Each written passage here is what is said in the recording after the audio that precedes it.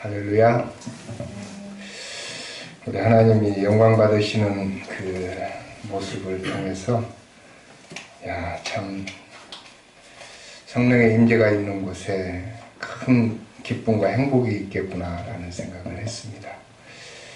우리 가정에서도 이런 그 찬양의 그룹은 아니라 할지라도 여러 가지 교제를 통해서 우리가 사랑을 나누고 하나님께 영광을 돌리면 그곳에 행복이 있는 거죠. 자, 오늘은 가정의 달이고 가정주일입니다. 저희 교회에서는 매년 5월 첫 주를 가정주일로 지킵니다.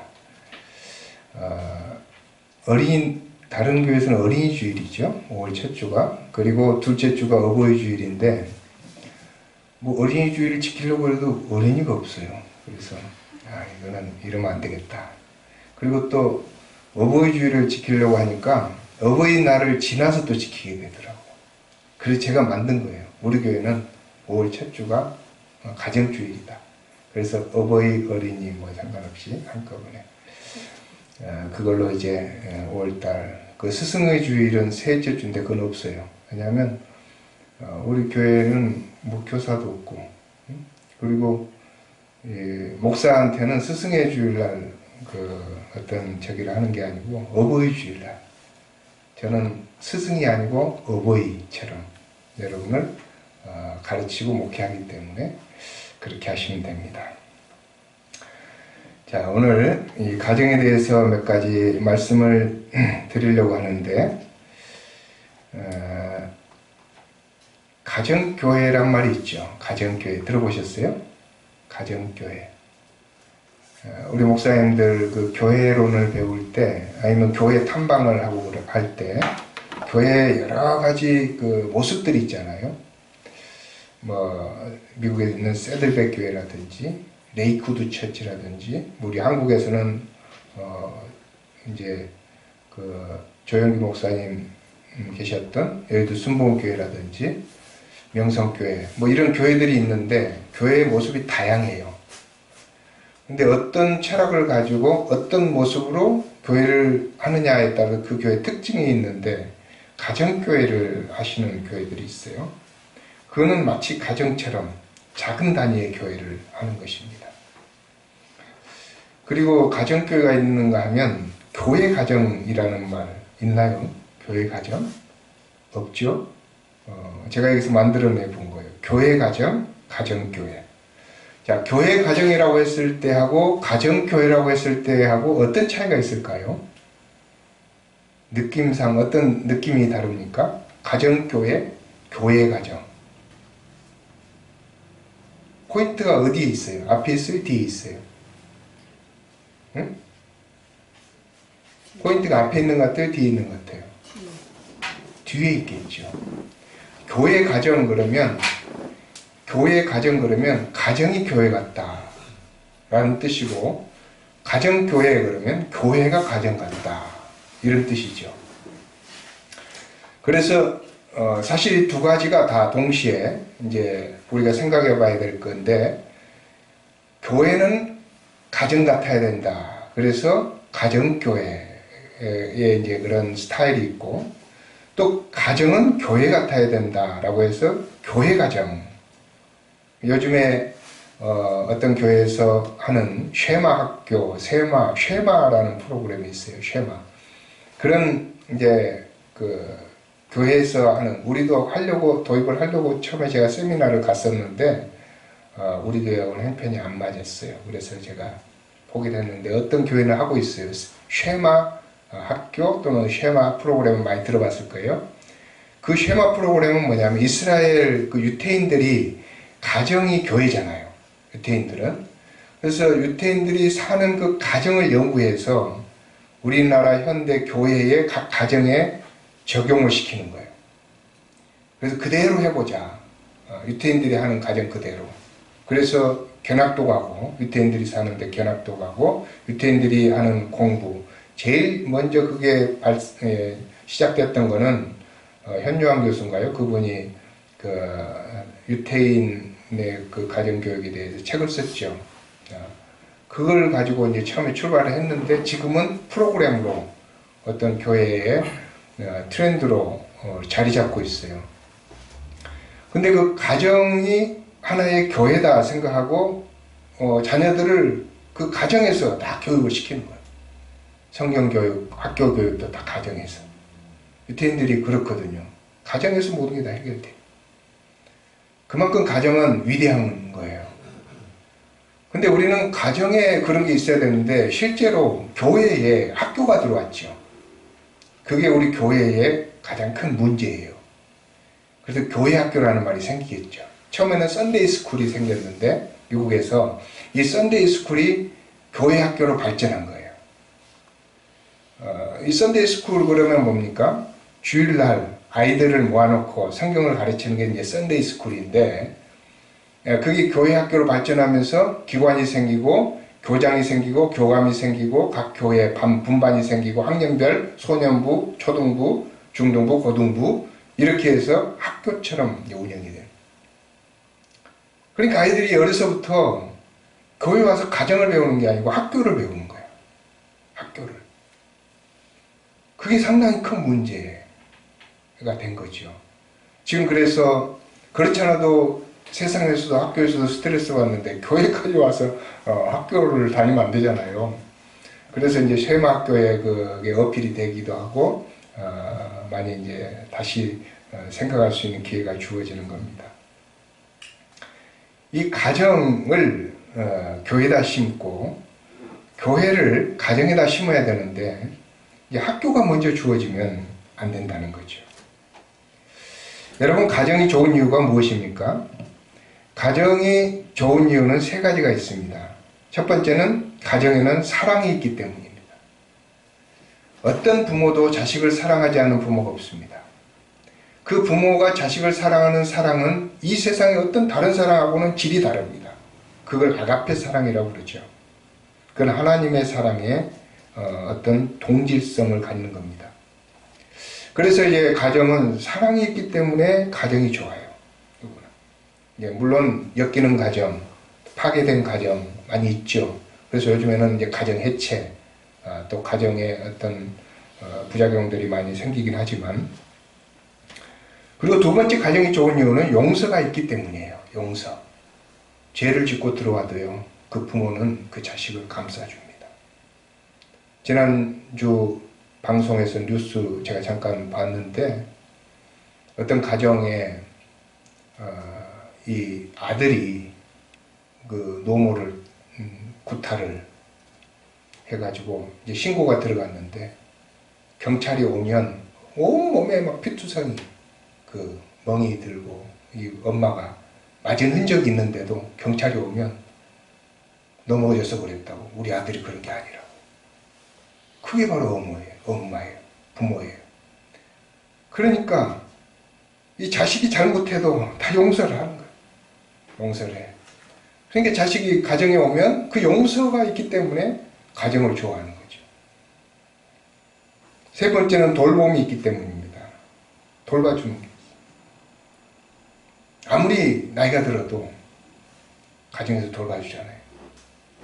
우리 뭐 아이들 3명 다 20대 이제 성년이 됐잖아요.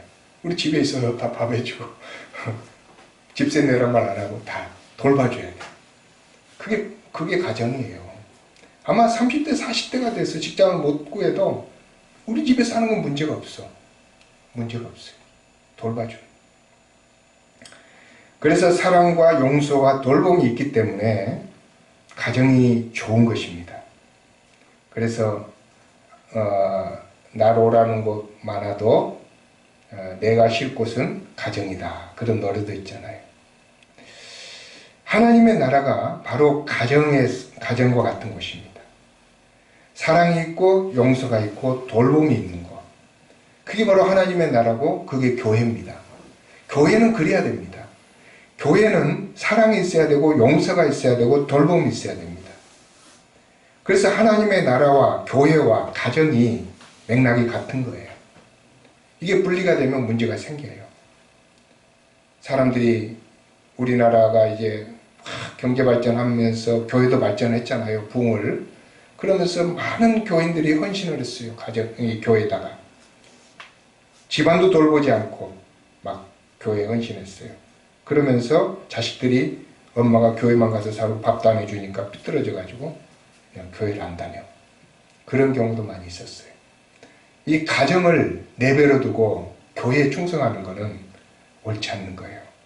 왜냐하면 가정과 교회와 하나님의 나라가 속성이 같기 때문에 어느 하나를 희생하고 하나를 하는 것이 옳지 않다는 거예요. 그래서 이 사랑과 용서와 돌봄이 있는 가정을 그대로 교회에, 그리고 교회에 그 하나님이 주시는 그 사랑과 용서의 돌봄, 진정한 사랑, 진정한 용서, 진정한 돌봄, 그 하나님의 사랑을 가정에다가 이식을 해야 돼요. 인간이 살다 보면 다 허물이 있잖아요. 그리고 다 부족하잖아요.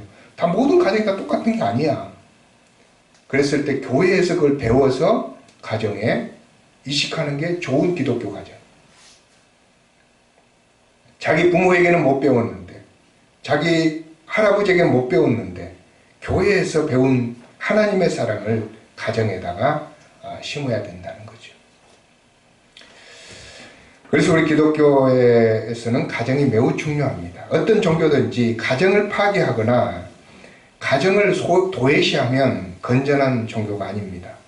독신을 주장하는 종교도 건전한 종교가 아니에요. 그래서 이 불교는 이 출가를 하잖아요. 출가. 성직자들이 출가를 하기 때문에 뭐 불교의 내용이나 또 신도들을 나무라는 게 아니고 그 출가를 한다는 것 자체가 가정을 나온다는 거잖아요. 그래서 거기에는 약간의 이 맹점이 들어있을 수가 있습니다. 가정에서 느낄 수 있는 그 모든 것을 출가를 한 이후에 못 느껴. 그러니까 초월적인 것에서만 느끼려고 명상을 하고 수행을 하고 도를 닦는 거죠. 천주교 순녀나 신부님도 마찬가지예요. 독신으로 사는 것은 가정을 이룰 수 없기 때문에 가정에 대한 진정한 가르침을 줄 수가 없는 거예요. 물론 이제 기도하면 하나님께서 다 지혜를 주셔서 가정을 다 알게 되고 가르칠 수 있지만은 그래도 어떻든 하나님께서 인간에게 주신 최초의 그 모델 가정을 이루지 못하는 거죠. 하나님께서는 이 땅에 가장 먼저 가정을 만드셨어요. 인간의 모든 세상을 다 만들고 인간을 지으셨잖아요. 그리고 나서 하나님이 가장 먼저 한 게 가정이에요. 가정 만든 게.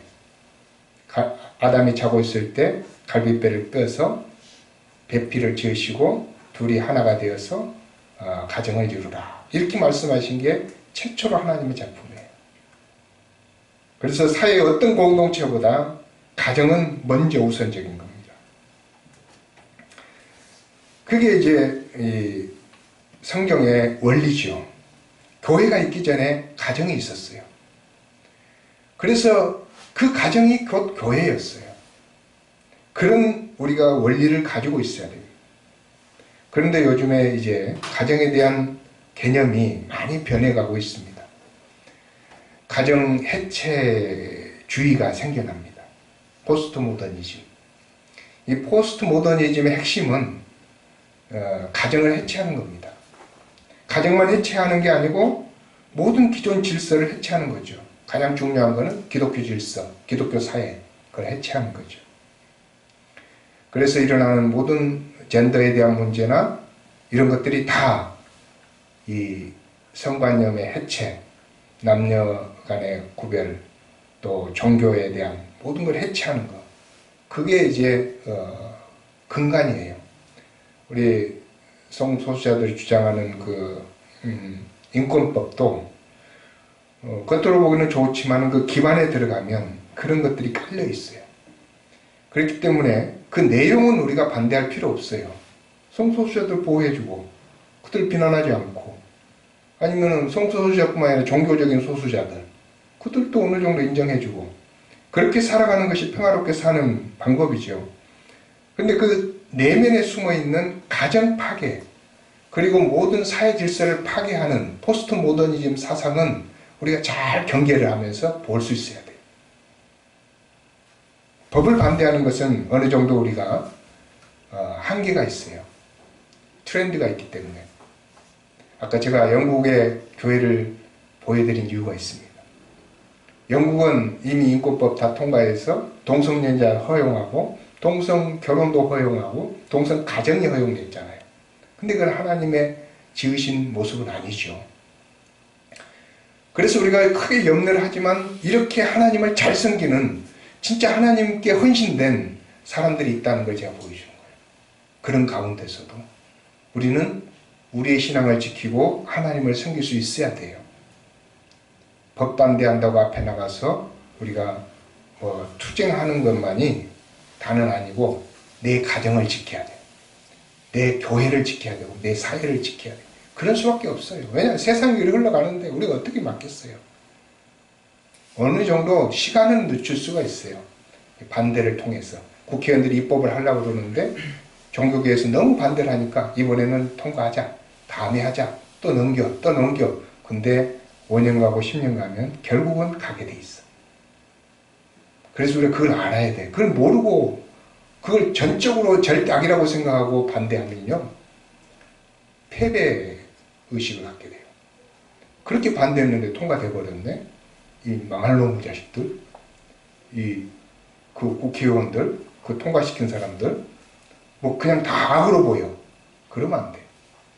우리는 이 하나님이 주신 가정을 볼 수 있어야 되고 그 가정에 우리가 포커스를 맞춰야지 자꾸 다른 것에 포커스를 맞추면 안 되는데 그 가정에 대한 철학 그리고 가정에 대한 생각들을 주의 깊게 볼 수 있어야 돼요. 근데 그거에 대해서 부정하는 것이 아니라 수용할 수 있어야 돼요. 우리 핵가족은 어느 정도 수용했잖아요. 부모를 떠나서 자식들이 다 분가해가지고 엄마 혼자 남겨놓고 다 따로따로 살아도 어쩔 수 없어. 그게 이제 핵가족이야.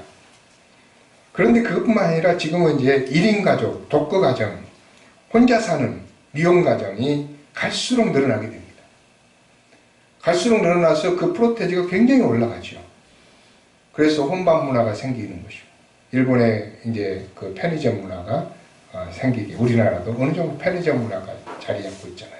다 편의점에 가서 그냥 김밥 먹고 라면 먹고 한 끼 때우는 거야. 그게 가정이 없으니까 그런 현상이 일어나는 거죠. 가정이 있으면 어떻든 집에 가서 먹어야 되는 거예요. 그래서 여러분들이 집에 가서 밥 먹을 사람이 있으면 감사하게 생각해야 돼요. 그런데 내가 혼자 집에 가서 밥을 먹는다 할지라도 또 감사해야 돼요. 그리고 그것에 대해서 적응해야 돼요. 그게 옳은 것이지 그건 옳지 않다 막 이래버리면 안 되는 거예요. 왜냐하면 제가 그 쉐마 학교를 공부를 하고 나서 우리 교회에서 그걸 적용을 안 시키고 하지 않는 이유가 요즘 현대 가정에 현대 교회에 그게 상당히 어렵다는 판단을 내렸어요.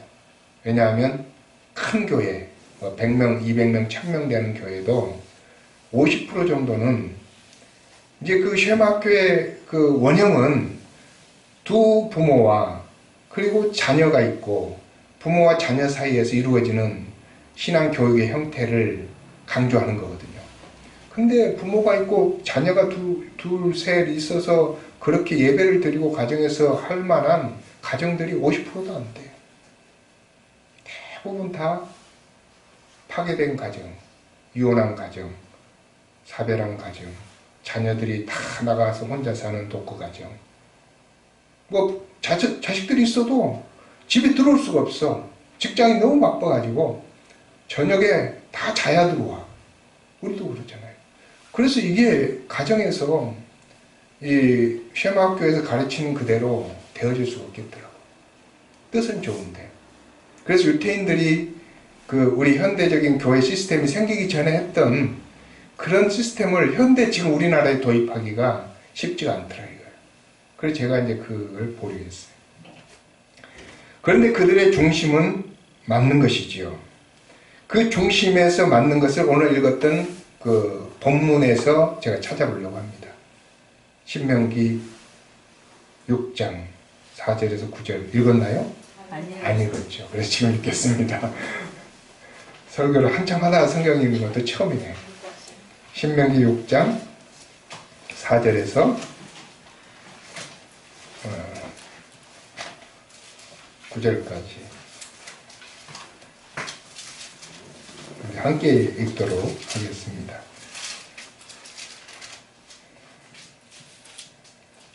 자, 신명기 6장 4절 찾으셨습니까? 271조. 이스라엘아 들으라. 우리 하나님 여호와는 오직 유일한 여호와시니 너는 마음을 다하고 뜻을 다하고 힘을 다하여 내 하나님 여호와를 사랑하라. 오늘 내가 내게 명하는 이 말씀을 너는 마음에 새기고 내 자녀에게 부지런히 가르치며 집에 앉았을 때든지 길을 갈 때든지 누워있을 때든지 일어날 때든지 이 말씀을 강론할 것이며 너는 또 그것을 내 손목에 매여 기호를 삼고 내 미간에 붙여 표를 삼고 또 내 집 문설주와 바깥문에 기록할지니라. 아멘. 예, 이게 바로 쉐마라는 뜻입니다. 아까 제가 쉐마교를 소개해드렸는데 이스라엘아 들으라 하는 말이 히브리 말로 쉐마 이스라엘입니다. 그래서 이제 거긴 동사가 먼저 나오잖아요. 이제 히브리 헬라어 히브리어 뭐 다 마찬가지입니다만은 그 동사가 먼저 나오죠. 쉐마 이스라엘, 이스라엘아 들으라. 그래서 쉐마 들으라. 그리고 나서 첫 번째 나오는 말씀이 하나님은 유일하신 하나님이시다. 그리고 두 번째는 내 마음과 뜻을 다해서 하나님을 사랑하라. 이런 말씀이 나옵니다. 그래서 우리가 중요하게 생각해야 될 것은 이 하나님 중심의 가정을 세우는 것입니다. 하나님 중심의 가정. 우리가 물론 이제 하나님이 없으면 가장 중심으로 가정을 세워야 되죠. 가장 중심의 가정. 근데 요즘에는 가장 중심의 가정이 거의 없어요. 여자들의 힘이 너무 세져가지고 가장이 힘이 없어. 집에 들어가면. 근데 유태인들은요, 그 집에 가장이 앉는 의자가 따로 있어요. 가장이 앉는 의자. 그 의자가 권위가 있는 의자야. 그 의자에 아빠가 딱 앉으면 다 와서 그 주변에 앉아야 돼. 그게 바로 교회예요. 응? 그 아빠의 권위는 굉장한 거예요. 하나님의 권위를 이어받는 거예요. 그래서 그 아빠의 권위로 자식들에게 이야기하면 자식들은 그대로 순종하는 거죠. 그런 권위 있는 그 의자. 그게 이제 유태인의 쉐마 이스라엘에서 나오는 의자인데, 우리 요즘에 그 아빠들의 그 권위가, 그런 권위는 세울 수가 없죠. 그때 그런 권위는 어디서 나오는 권위냐? 그것은 하나님의 대리자로서의 권위입니다. 근데 이제 부모, 요즘에 그 기독교 가정들도 아빠보다 엄마가 더 신앙이 좋아. 그러니까 아빠의 권위가 안 나오는 거예요. 아빠가 신앙이 좋아야 아빠의 그 의자에 앉아가지고 신앙적으로 아이들을 가르쳐야 되는데, 아빠보다 엄마가 신앙이 좋고 아빠는 신앙이 안 좋으니까 거기 앉을 수가 없는 거죠.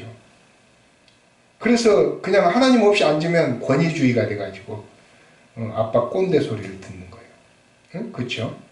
그래서 그런 거는 이제 아니지만 우리는 하나님을 중심에 세우는 가정을 만들어야 해요. 하나님을 중심에 세우는. 그래서 오늘 말씀의 핵심이, 쉐마 이스라엘의 핵심이 그거예요. 하나님은 유일하신 하나님이신데 그 하나님을 힘을 다해 사랑하라. 그래서 거기에서 핵심은 사랑하라는 거예요. 우리는 여러 가지로 교회에서 일거리를 만들어서 일을 하는 것에 지쳐 있어요. 근데 중요한 것은 그냥 사랑하라는 말이에요. 사랑하라. 우리가 그걸 돌이켜 봐야 됩니다. 교회에서 여러분 일을 하지 말고 사랑을 해야 됩니다. 사랑을. 그래서 일거리를 줄이고 사랑을 많이 해야 돼요. 어떻게 사랑하느냐? 하나님도 마찬가지예요. 하나님 섬기는 것도 사랑하는 것에 초점을 맞춰야 돼요. 내가 어떻게 하나님을 사랑할 수 있을까? 내가 어떻게 하나님을 사랑할 수 있을까 생각하다가 헌금이 나오고, 내가 어떻게 하나님을 사랑할 수 있을까 생각하다가 성경을 읽고, 내가 어떻게 하나님을 사랑하다가 고민하다가 기도 시간을 정해서 기도를 하고 그러는 것이죠. 근데 교회 프로그램에 따라서 돌아가다 보니까 철야 예배 가야지, 수요 예배 가야지, 어디 가야지 막 돌리다 보면 그게 이제 일이 돼, 일이. 그래서 너무 힘들어, 지쳐. 그래서 예수님이 수고하고 무거운 짐진 자들아, 그런 거예요. 그래서 이 사랑을 핵심에 둬야 되는데, 오늘 말씀도 쉐마 이스라엘 해놓고는 하나님을 사랑하라고 그런 거예요. 근데 우리가 어떻게 하나님을 사랑해? 그게 문제죠. 하나님을 사랑하는 핵심, 그걸 찾아야 돼요. 근데 하나님을 사랑하려면은 하나님의 사랑을 내가 받아야 돼요. 그래야 하나님을 사랑할 수 있어요. 그게 가장 중요한 거예요. 여러분, 가정에서 부부간의 사랑도 내가 부부간의 사랑을 받아야 사랑을 하지. 근데 부부간의 사랑은 에로스적인 사랑이기 때문에 내가 줬는데 안 주면 상처를 입어요. 그래서 그 에로스 사랑은 이제 부부간에 서로 그 사랑 싸움을 하다가 다툼이 일어나고 이혼도 하고 하는데, 시간이 오래 가면 그게 이제 기독교적인 사랑으로 바뀌게 되면 점점점 아가페 사랑으로 바뀌어갑니다. 그래서 남편이 아프면 불쌍하고, 그래서 불쌍하면 돌봐줘. 돌봐주면 그게 아가페 사랑이야. 하나님께서 부부를 만들 때, 처음에 여자를 만들 때 하나님 뭐라고 하십니까? 내가 남자를 위해서 돕는 배필을 만들겠다고 했어요. 돕는 배필. 그래서 여자는 남자를 돕는 배필이야. 그러니까 남자들이 여자들, 야, 잿더리 가져와, 이렇게 도와달라고 그러는데 그거는 잘못된 거예요. 돕는 배필은 남자들이 참 불쌍하니까 좀 도와주라 이 말이에요. 혼자 있는 것이, 독차하는 것이 하나님 보시기에 심히 안 좋게 보여서 도와달라고 만든 거예요. 그러니까 독차하는 것이 안 좋게 보였다 그랬잖아요, 하나님이. 인간이. 그래서 이 남자는 혼자 못 살아요. 여자가 도와줘야 돼. 여자가 없으면 여자는 혼자 잘 살아. 근데 남자는 여자가 없으면 진짜 볼품이 없어요. 그래서 이 남자는 돕는 배필이 필요한 거예요. 그게 왜 그래요? 남자가 약하기 때문에 그래요. 그런 말 처음 들어봤죠. 남자가 약해서 여자가 도와줘야 돼. 돕는 배필을 지었어요. 그런데 사실은 거기에 하나님이 돕는 배필을 짓는다고 할 때 여자가 남자만 도와주라는 얘기는 아니에요. 서로 도우라는 얘기예요. 서로 도우라. 서로 도와줘야 돼. 그게 부부관계예요. 서로 돕는데 신경을 써야 되는데 서로 사랑받는데 신경을 쓰다 보면 이게 문제가 해결이 안 돼. 서로 도와주려고 하다 보면 왜 도와줘야 됩니까? 상대가 나하고 다르기 때문에 도와줍니다. 남자 여자가 결혼을 해서 살다 보면 너무 다른 것을 느껴요. 야, 이 남자 나하고 다르구나. 이 여자 나하고 다르구나. 시댁도 처갓집하고 너무 달라. 이 다른 게 느껴지는 거예요. 다른 게. 그러면 다르다고 하는 것은 뭐예요? 도와주라는 얘기예요. 그 돕다 보면 뭐가 생긴 줄 아십니까? 내가 도와주다 보면 사랑이 생겨. 사랑이 생기면 그 사랑은 처음에 끌렸을 때 느끼는 그 에로스 사랑과 다른 아가페 사랑이에요. 그건 하나님의 사랑이에요. 그래서 여자가 쓰러졌는데 병원에서 남자가 3년 4년을 그 병원 수발을 하고, 남자가 쓰러져도 여자가 늙어서 3년 4년을 병원 수발을 할 수 있는 게, 그건 에로스 사랑이 아닙니다. 그거는 아가페 사랑입니다. 하나님이 그를 사랑하는 것을 경험을 해야만 나올 수 있는 사랑이에요. 하나님이 그를 사랑하는 것을 그래서 많이 느끼는 것, 그게 하나님을 사랑하는 핵심이고 가정에서 사랑을 하는 핵심이죠. 요한일서 4장 7절에 보면 하나님은 사랑이라고 그랬어요. 하나님을 왜 사랑이라고 했을까? 하나님이 너희를 지극히 사랑한다 그렇게 하시면서 하나님은 사랑이라고 그랬어요. 하나님 자체가 사랑 덩어리라는 얘기예요. 그래서 하나님을 우리가 잘 알면 알수록 하나님은 사랑이다. 그래서 그 하나님은 정말 사랑이라는 사실을 깨닫게 되면 그 사랑을 내가 많이 받아들이고, 그 사랑을 받아들여야만 부부간에 사랑할 수가 있고 자녀를 사랑할 수가 있어요. 부모가 자녀를 사랑하는 건 잘못된 경우가 참 많습니다. 왜 그렇습니까? 부모의 욕심이 들어가기 때문이에요. 부모의 이기심이 들어가기 때문이에요. 그래서 자녀를 교육하는데 이기심을 가지고 교육하니까 트러블이 생겨요. 너 나를 위해서 공부를 해줘야 돼. 그게 부모가 자식을 교육하는 교육 방식이야. 그래서 막 경쟁을 시켜. 코로나가 왔는데도 학원을 보내야 돼. 그게 부모의 생각이에요. 왜? 다른 애들 이겨야 되니까. 그게 부모 욕심이지. 자식은 가기 싫은데. 그건 부모 욕심이잖아요. 제가 그 텔레비전에서 유튜브를 보다가 어떤 교수님 한 분의 강의를 들었습니다. 그 교수님이 독일에서 공부하신 교수님인데 여러분 검색해 보시면 나온 김누리 교수님이라고 서울대 나오셔가지고 독일 가서 박사학위 하신 교수님인데 어쩌다가 붙으니까 나와가지고 제가 본 적이 있어요. 근데 그분이 독일 교육하고 한국 교육을 비교를 하시더라고요.